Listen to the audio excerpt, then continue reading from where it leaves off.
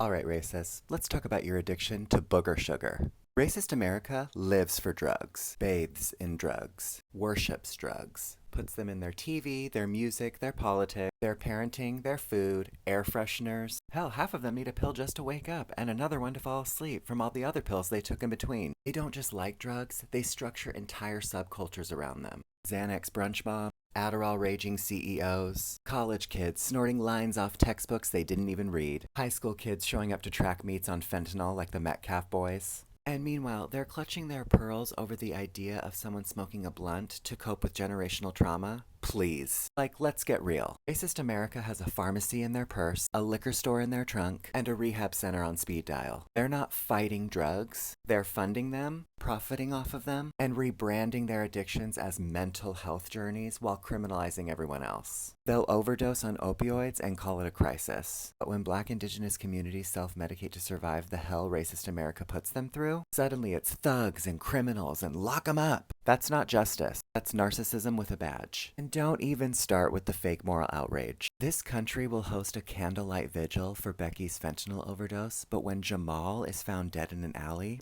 it's silence. Or worse, celebration. One less threat to society. You mean one less mirror to your reflection. Racist America is obsessed with drugs because they're obsessed with escaping themselves. The guilt, the shame, the insecurity, it's all too loud. So they pop, snort, drink, vape, shoot up, and then pretend that they're enlightened. But it's not spirituality. It's cowardice and guilt. Their lives are so boring and so uneventful that they have to latch onto substances to feel something. They're sick of eating Easy Mac and watching military movie marathons. The drugs help to pacify the loneliness of white people. They wish that there was a line dance that they could be invited to. They wish that the imaginary cookout invite was real. So they'd finally have somewhere to go. Because going to Dick's Sporting Goods on the opposite side of town just isn't giving them the fix anymore. So they pop a pill, take a snort, or jab a needle in, just to occupy the empty space that's filled by their racism. You want to end the drug problem? Start with Racist America's soul, because no amount of opioids or therapy apps can fix a country that's high off of its own hypocrisy.